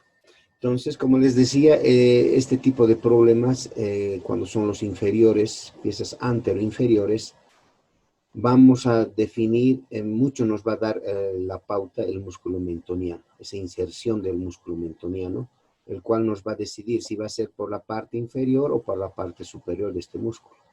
La superior, de hecho, que nos va a dar el agrandamiento a nivel del labio, e incluso mayormente va a ser intrabucal, no tanto, ¿no? Pero va a ser intrabucal, ya no tanto exterior. Pero si va a ser por debajo del músculo mentoniano, se nos va a dar hacia nivel del mentón. Y la fístula también va a ser por ese sector, ¿ya? En estos casos casi no hay mucho agrandamiento. Si se fijan, no es como en el superior, por ejemplo, se notaba, ¿no? A leguas, cuando el paciente va a venir con su labio hinchado, pero cuando es en el inferior, casi muy poco va a haber ese agrandamiento a nivel clínico, ¿ya? La ubicación sublingual, la celulitis cervical, ya pasando a los molares, por ejemplo, los premolares y molares, mayormente en segundo y tercer molar son los causantes de esta famosa angina de Ludwig o la celulitis cervical descendiente, ¿ya? También es llamada así, o angina de Ludwig. Mayormente se conoce como angina de Ludwig. Esta angina de Ludwig es un poco peligroso, ¿ya? Sí, la que se va, mayormente hay esta disposición de las piezas inferiores, o sea, hay más cercanía hacia la tabla lingual que hacia la vestibular. Es por eso que los molares, la mayor parte pueden dar hacia la parte lingual, pero también se puede dar hacia la parte vestibular. Ya les decía hace rato, ¿no ve? Que este proceso también, gracias al buchinador, se puede exteriorizar y se puede ir hacia la parte de arriba. Este es el músculo buchinador que va a ir de superior a inferior, esa inserción. Entonces va a depender eso. Cuando es vestibular puede confundirse con piezas superiores o las superiores se pueden confundir con piezas inferiores.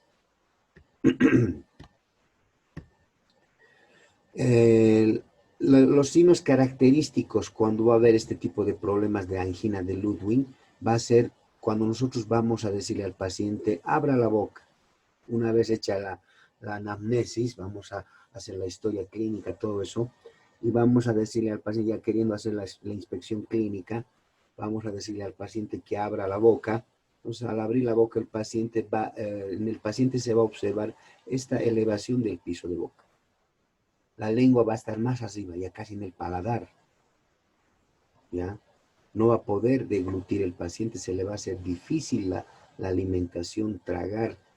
Entonces, esos son signos característicos de una angina de Ludwig. ¿Ya? El proceso, ¿por qué? Porque ese proceso se está formando a nivel del cuello, a nivel del interior, pero no. Entonces, ahí esos casos o estos signos se van a presentar y vamos a nosotros suponer que posiblemente sea una angina de Ludwig.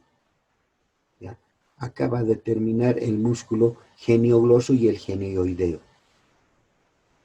Entonces, por encima de estos dos músculos, nos va a producir y nos va a hacer esos signos característicos de elevación del piso de boca,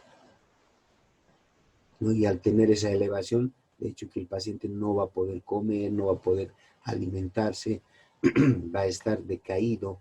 Esta angina de Ludwig hace decaer en horas, les cuento. No es algo de larga data, es rápida la evolución. Los molares inferiores, lo que les decía, ¿no ve? Acá, por ejemplo, el músculo buccinador va a definir también. Si es por encima del músculo buccinador, va a ir intraoralmente. Si es por debajo del músculo buccinador, va a ser hacia la parte externa. Acá está, miren, es lo que les decía. El músculo buccinador, la inserción es en el maxilar superior y el maxilar inferior. Entonces puede haber comunicación, tanto con el superior como con el inferior. Entonces eso hay que definir viendo clínicamente. Abra la boca, le dice al paciente, ya verás, ¿no? Hay este agrandamiento de la carita del paciente, entonces abre la boca. Ya veremos, ¿no? Ahí si es que hay piezas cariadas a nivel superior, o si hay piezas sanas, en inferior lo propio, a veces todo sano. Entonces ahí tenemos que ir buscando cuál pieza es la causante de ese problema. Ver las pruebas de vitalidad, calor, frío, percusión, ¿no? Entonces todas esas, incluso fluorescencia, con la luz halógena. Hay una serie de técnicas las cuales han debido ya aprender, tal vez en vitalidad, en endodoncia mayormente, se da ese tema. Ya, entonces la ubicación geniana, ¿no? Entonces va a depender de eso. La ubicación submandibular, que se va a ir casi igual hacia el mentón, pero un poquito más lateral, submandibular aquí. El otro era causante a nivel del mentón siempre, ¿no? Los incisivos. Aquí ya va a ser causante tal vez un molar inferior, un premolar, no tanto el premolar, mayormente el molar, los molares inferiores. Se van a ir va a depender mucho del músculo miloioideo. El músculo miloioideo, por debajo de esa inserción, se nos va a presentar este tipo de casos. Y cuando es por este lugar, a veces no hay agrandamiento, no se nota. El paciente está normal. El problema es que se está yendo por más atrás esta colección purulenta. No se exterioriza mucho hacia la piel, ¿no? Entonces, a ese lado está ocupando todo el espacio. Entonces hay que tener mucho cuidado, ¿ya? Si se fijan acá, por ejemplo, a este nivel, ¿no? Todo abajo. Y de hecho, que va a seguir avanzando. Si va a seguir avanzando más hacia adentro o se va a exteriorizar, va a depender. Hay veces a la par, van tanto hacia adentro como hacia afuera, va creciendo. Esas serían las vías de difusión primaria. Ahora, las vías de difusión secundaria, aquí ya es un poquito más profundo. Las anteriores, las primarias, eran más externas, más digamos, visibles, más podemos nosotros ver, aunque relativamente a algunos no tanto, pero sí se puede exteriorizar, clínicamente lo vamos a poder ver. Pero estas vías de difusión secundaria, ya un poquito se nos complica el diagnóstico, ¿no? En el de secundaria, por ejemplo, va a ser por contigüidad a los espacios, también por vía hemática y por vía linfática también se va a producir este tipo de infecciones. Entonces, ahí ya vamos a ver en los espacios maceterinos, por ejemplo, donde está el músculo masticador, el maceterino. Este es el músculo maceterino. Entonces, ahí, por ejemplo, se va a empezar a formar. Si vamos a ver esta línea roja, en todo ese espacio se va a ir a recolectar ese proceso purulento, ¿no? Entonces, estos espacios están limitados, dice, por los músculos pterigomandibular, perdón. Este es el pterigomandibular, el músculo maceterino, que es este, el temporal superficial, si se fijan, el temporal superficial también juega acá, y el temporal profundo también, y el cigomático o infratemporal. Mayormente, dice, cuando se va a ir a producir al espacio maseterino o al músculo maseterino más exacto, siempre el causante es el tercer molar inferior, siempre. Entonces, ahí tenemos que saber diferenciar nosotros, ¿ya? Acá es un poquito más complicada la situación. Y este es el caso clínico, ¿no? Ya viendo al paciente clínicamente a nivel del masétero, miren, a este nivel del masétero, ahí. Ahora el dolor es intenso, sí, evidentemente es intenso, pero cuando por la región, por el lugar, porque el músculo ha sido totalmente afectado ahí, ¿no? Ese músculo ya está bien resentido, entonces tocamos y es pues un dolor nomás para el paciente. La tumefacción es externa, si se fijan, hay agrandamiento, abultamiento, dolor a la palpación y el trismus. De hecho, ¿qué va a haber trismus? ¿Por qué? Porque es uno de los músculos masticadores, el cual ha sido afectado. Entonces, este músculo es juntamente con los pterigoides y con el temporal, nos permite abrir y cerrar la boca. Si uno de esos tres músculos está afectado, entonces vamos a tener limitación en la apertura bucal. Y esa limitación también va a ser otro factor para que se nos dificulte el tratamiento, ¿ya? Porque cuando el paciente no puede abrir la boca es bien difícil acceder a esa vía. Y como les decía, en estos casos mayormente son los terceros molares. Y sabemos que el tercer molar está al fondo, al fondo. En estos casos, lastimosamente, tenemos que tratar de dar nomás una cobertura antibiótica. Tratar de que el paciente pueda abrir la boca para que nosotros podamos hacer la extracción de ese tercer molar inferior, ¿no? Entonces ahí va a depender mucho. Ahora, si el paciente puede abrir o nosotros podemos trabajar en esa limitación de apertura, bienvenido, lo hacemos. Se nos va a dificultar. Es por eso que los terceros molares inferiores son pues los que más problemas nos van a dar a los odontólogos. Y hay que tenerles respeto a esa pieza dental, ¿ya? No hay que subestimar. El espacio pterigomandibular es este espacio más o menos, a ver, les voy a detallar con en la parte lingual, ¿ya? Espacio pterigomandibular, en la parte retromolar, que llamamos también. Si se fijan, el tejido óseo, la parte lingual de la mandíbula, también va a estar el músculo pterigoideo interno, la parte interna, y va a estar el pterigoideo externo también. En ese sector, en ese espacio vacío, se va a ir a juntar este proceso purulento. Acá, fíjense. Donde está el tercer molar, más atrásito. Ahí se va a empezar a juntar. ¿Ya? Como les decía, todos estos tratamientos van a ser, el tratamiento más adecuado va a ser la eliminación de la pieza causante. Si es el tercer molar, hay que extraer la pieza del tercer molar para ya que drene por ahí y nosotros también podemos drenar externamente o intrabucalmente o extrabucal, ¿ya? El caso, digamos, de tercer molar se puede producir de esta manera, miren. Ya esto es al cabo de 24 horas produce esto. Y dice, ¿no? El causante siempre va a ser tercer molar. Si vemos esto en el ángulo de la boca, por debajo del masétero, de hecho que es un tercer molar. Trismus, dolor retromolar, sublingual, dolor a la palpación, al músculo pterigoideo interno, todos los músculos masticadores están afectados, entonces sí no va a haber buena apertura bucal, y ahí nos dificulta a nosotros el tratamiento. El espacio temporal también se puede ir de un inferior hacia el espacio temporal, gracias al miloideo, gracias al bucinador se puede ir ahí. A recolectar, a hacer su fiesta, ese proceso purulento ahí, ¿no? El espacio temporal superficial, ¿no? Se va a poder ir a ese lugar, o al espacio temporal profundo también. Este es el espacio superficial, ¿no? A nivel de la 100 más o menos, por delante de la oreja, por detrás de la cola de la ceja, a ese nivel es el espacio temporal superficial. Y también se puede ir a temporal profundo, ¿no? Por dentro del músculo temporal. Esto, el temporal superficial es por fuera del músculo temporal, y por dentro del músculo temporal también el temporal profundo, el espacio temporal profundo.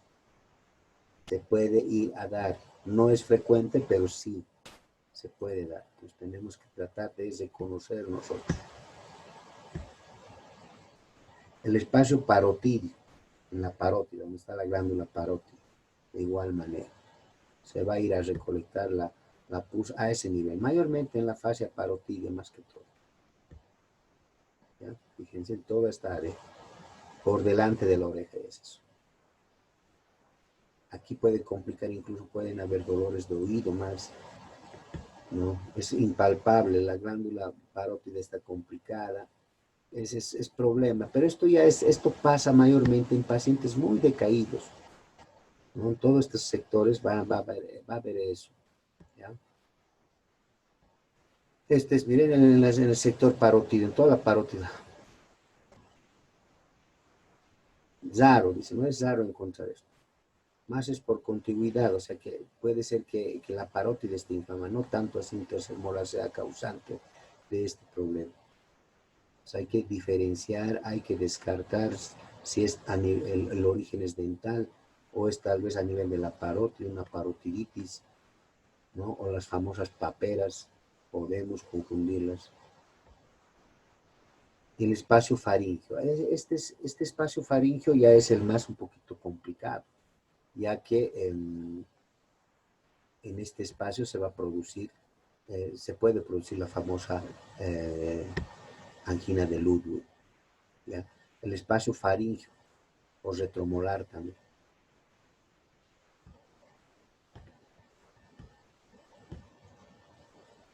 Y esta es la famosa angina de Ludwig, miren. Esta evolución, les vuelvo a repetir, es en 24 horas. Se produce una celulitis difusa. Dice, este paciente debe ser hospitalizado inmediatamente. Cuando ya se está empezando a agrandar, el paciente ya no puede comer, el paciente ya no puede incluso respirar.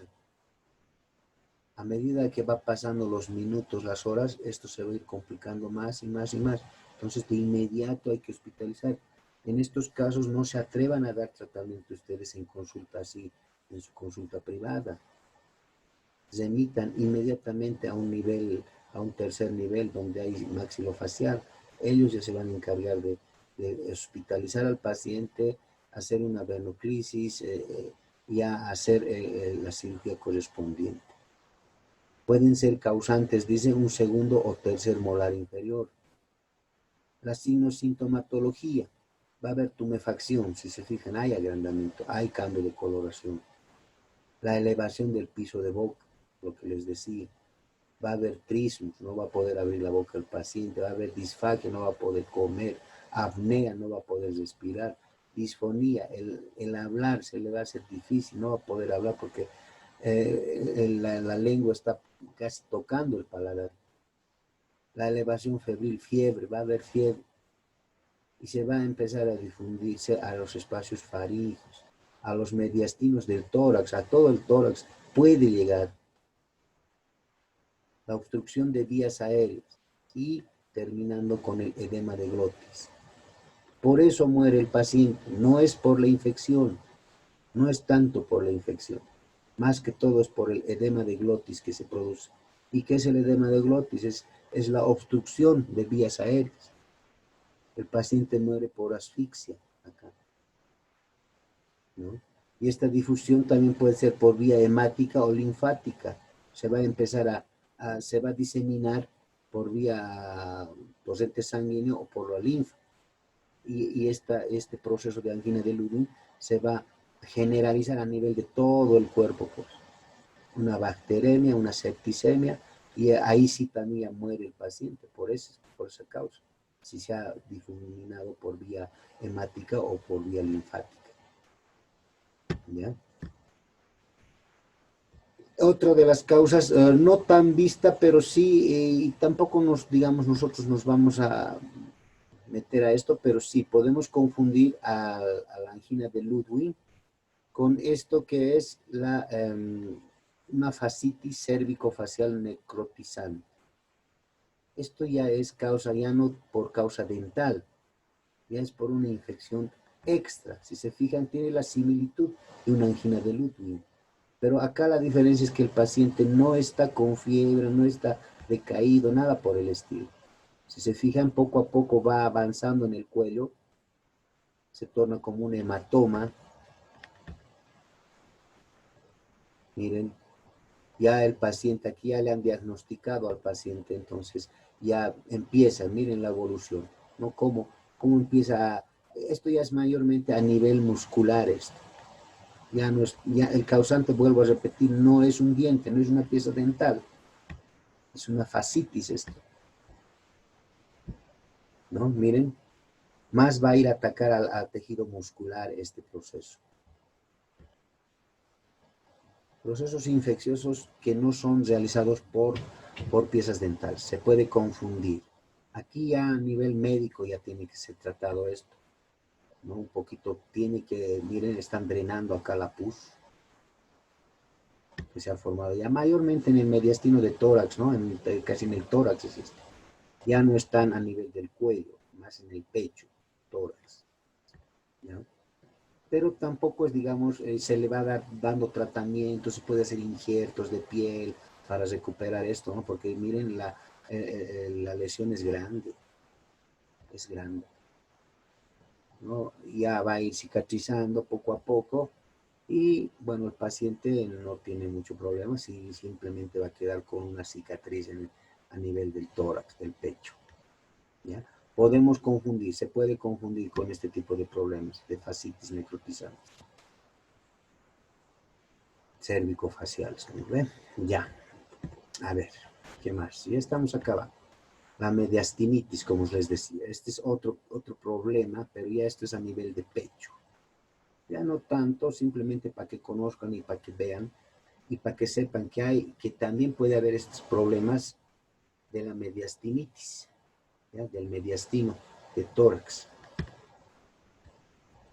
El tratamiento para las infecciones, tal vez todos estaban esperando esto, ¿no? ¿Qué hacemos en esos casos? ¿Cuál va a ser la solución? Porque nos habla de causas, de problemas, pero ¿qué vamos a hacer nosotros? Hay veces nos limitamos, nuestra función en este tipo de problemas ya un poquito requiere de especialidad, les cuento. Pero podemos nosotros paliar, podemos actuar, ¿no? Entonces, la primera indicación sería la eliminación de la causa. ¿Y cuál es la causa? Una pieza dental. ¿Qué hacemos? Extracción de la pieza dental. Entonces, en esos casos hay que hacer la extracción y como les decía hace rato, ¿no? El drenaje va a ser por vía alveolar, por el alveolo mismo. Ahora, si queremos mantener la pieza y nos da como para mantener, está sana la pieza, entonces hacemos apertura y tratamos de drenar por la misma pieza dental, por el conducto y por la cámara de la pulpar, se empieza a drenar. Podemos ayudar a drenar por intraoral o extraoral también, dependiendo del caso. La incisión, vamos a tener que hacer incisión. En algunos casos sí o sí se hace incisión para que por ahí drene con mayor facilidad ese proceso purulento. Porque si vamos a hacerlo por vía alveolar o por vía del ápice de la pieza dental, va a tardar unos 2, 3 días. Mientras haciendo una incisión, esto es violento, ¿no? En 24 horas ya está fuera. Todo va a depender si es un proceso muy, muy virulento, entonces vamos a tener que dejar un dren incluso, ahí adentro, un dren de Pennzoil se llama. Está hecho de un látex, ¿cómo se llama? De un guante de látex. Se corta, como les decía, más o menos de unos 10 centímetros, de ancho de 1 centímetro a 2 centímetros, y eso se coloca dentro de este proceso purulento para que por ahí vaya drenando ¿cómo se llama? La pus. De hecho, la antibiótico-terapia tenemos que dar, sí o sí. Y la hospitalización en los casos de que ya sean, digamos, que ya no podamos nosotros tratar en consulta privada, tenemos que hospitalizar al paciente, derivar a la maxilofacial, ya ellos se encargarán, ellos ya tienen las normas, las conductas a seguir y ya lo van a realizar, ¿ya? Las técnicas básicas para hacer una incisión, por ejemplo, es la anestesia. Tenemos que colocar cierta anestesia, pero esto para la región, ya no tanto así para la pieza dental, para hacer aperturas, como me preguntaba uno de sus compañeros. Para hacer ya la incisión o para hacer el drenaje, tenemos que colocar un poquito de anestesia regional en forma circular al proceso. Ya vamos a ver ahorita en el video cómo se hace. Y luego se hace la incisión. La incisión siempre, no traten de hacerlo por donde está siempre el lugar más brillosito, más rojito, porque hay un lugar, cuando hay extraoralmente se nota, hay un lugar que nos da, por aquí debe estar más cercano, vamos a hacer. No, no. Nos iremos por un poquito más al lado, ¿ya? No siempre por ese sector donde está queriendo fistulizar. A veces no es bueno eso. Y luego vamos a hacer el drenaje, ¿ya? Entonces son esos 3 pasos. Miren, acá hacemos la incisión con un bisturí número 11. Hacemos la incisión, intraoralmente estamos hablando acá. Luego con una pinza roma, de punta roma, vamos a introducir a esa incisión. Las dos, puede ser una pinza mayo o mayormente es las pinzas mayo, ¿ya? Entonces introducimos y introducimos cerrado, ¿no ves? Introducimos cerrado la pincita y adentro, una vez adentro, abrimos, ¿ya? Abrimos, tratamos de abrir, tratamos de ensanchar ahí adentro del músculo. ¿Para qué? Para que, como les decía, aquí hay colección de microorganismos anaerobios. Vamos a aerear aquí adentro, ¿ya? Mediante la apertura de, de la incisión y la introducción de este instrumental de la pinza mayo, vamos a abrir, vamos a tratar de ensanchar acá adentro. Y por ese lugar va a empezar a salir la pus, ¿no? Y este es un dren. Hay distintos tipos de drens, por si acaso. Este dren es como de una manguera, por ejemplo, de goma.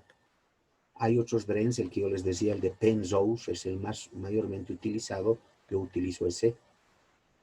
Colocamos aquí adentro, más o menos de unos 10 centímetros, 15 centímetros, no importa, aquí adentro se va a recolectar ese dren y hacemos la sutura para que este dren no se salga, no se mueva.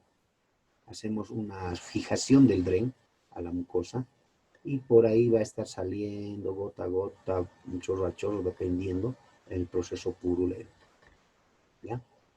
Acá está, miren. Aquí está el proceso a nivel del paladar. Hacemos la incisión y abrimos y colocamos el dren. Y al cabo, estos drens mayormente se cambian cada 24, máximo 48 horas. Entonces hay que ir cambiando. La terapia antibiótica. Hay que ver, ¿no? La hipersensibilidad del paciente. Hay algunos pacientes que son alérgicos, ahí dependiendo de eso hay que tratar de escoger siempre el antibiótico de buena elección.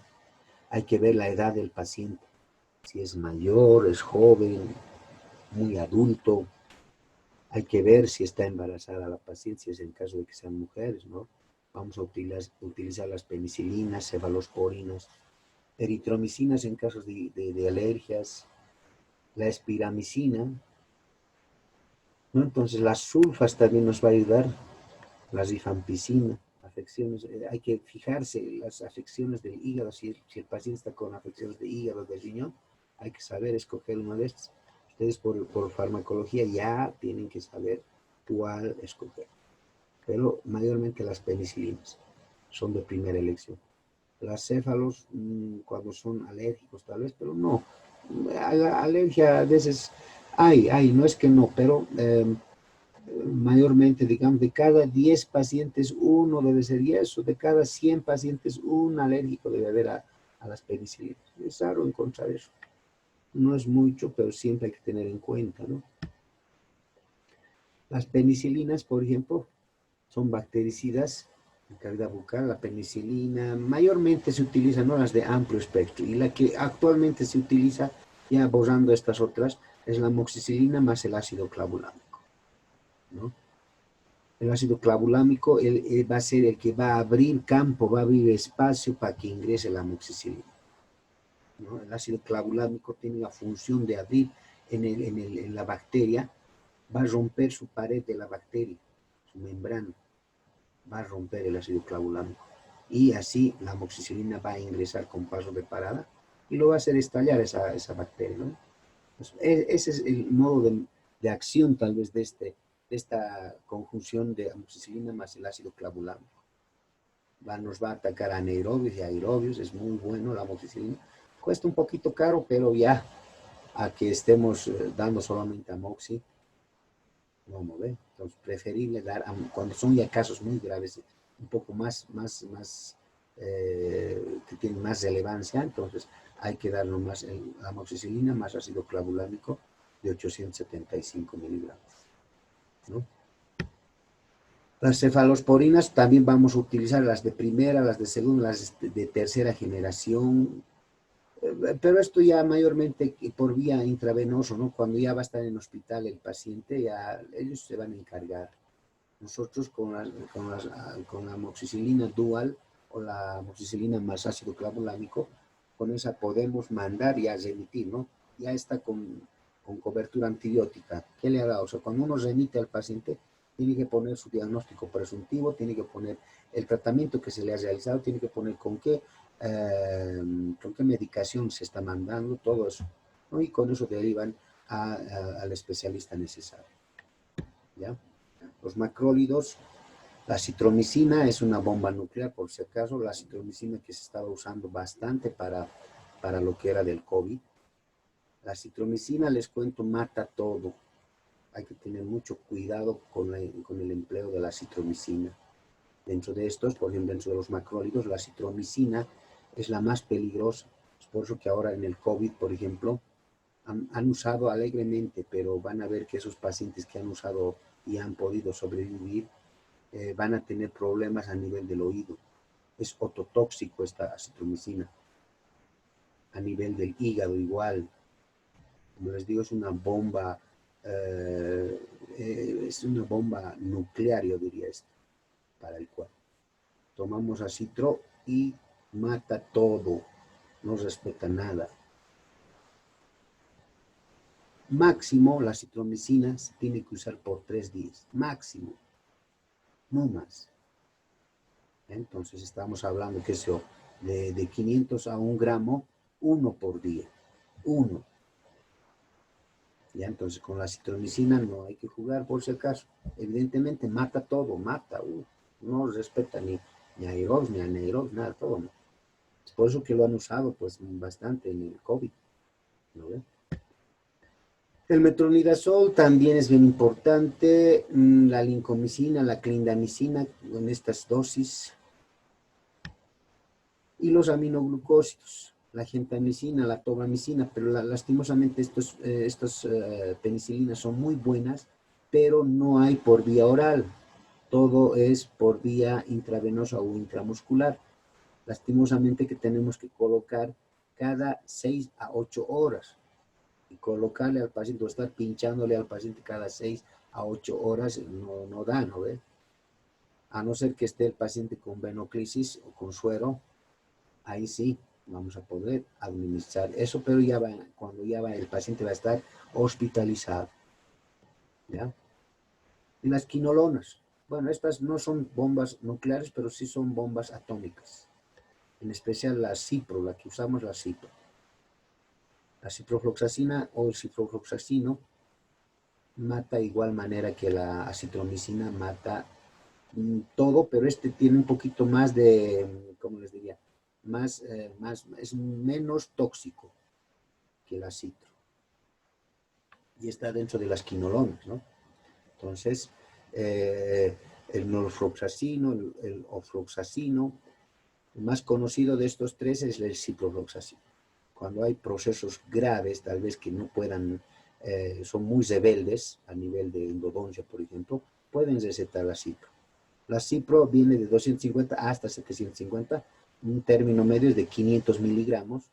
Esto igual hay que tomar dos al día, cada 12 horas, uno en la mañana, uno en la noche, 8 de la mañana, 8 de la noche, 2 veces al día, mínimo por 7 días, igual que la moxi. ¿ya? El ciprofloxacin. Este es el más usado para casos graves, rebeldes, cuando hay endodoncias o algunos procesos medianos a nivel apical, podemos ayudarnos con la ciprofloxacina. Ciprofloxacina o ciprofloxacino también es una penicilina la cual está dentro de las quinolonas, como les digo, nos produce también para problemas respiratorios, para problemas renales también nos sirve bastante. Infecciones urinarias utilizan bastante la ciprofloxacina. Listo, muchachos, ¿no? Entonces, con esto ahora tenemos más o menos 1 minuto y medio. Tal vez tienen algunas preguntitas para luego ingresar de nuevo y ver los 2 videitos y con eso acabamos, por favor. ¿Ya? Si tienen algunas preguntitas en este 1 minuto y medio que nos queda en este segmento, vamos a resolver tal vez las preguntas en este 1 minuto y medio.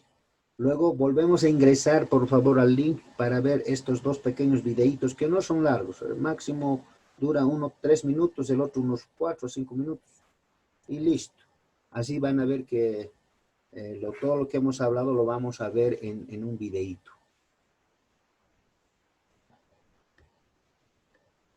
Doctor, cuando dijo que la solución es la extracción, ¿Ya? por ahí va a drenar la pus. ¿No habría riesgo de que haya alveolitis? No, tanto así. ¿Por qué? Porque ese proceso purulento, hay microorganismos mucho peores que la alveolitis. Mucho peores. O sea, esos microorganismos son más dañinos incluso que una alveolitis. Una alveolitis es un poquito menos agresiva, digamos. Este proceso va a ser muy grave. Entonces, no hay problema. De esa parte no hay problema. Una vez que va a drenar por vía del conducto, luego ya vamos a nomás poder hacer la endodoncia. Vamos a limpiar, lavar, vamos a irrigar, vamos a usar antisépticos. Ya en endodoncia ya saben ustedes qué material utilizan. No hay problema. No, doctor, me refería a una extracción. Ya. No.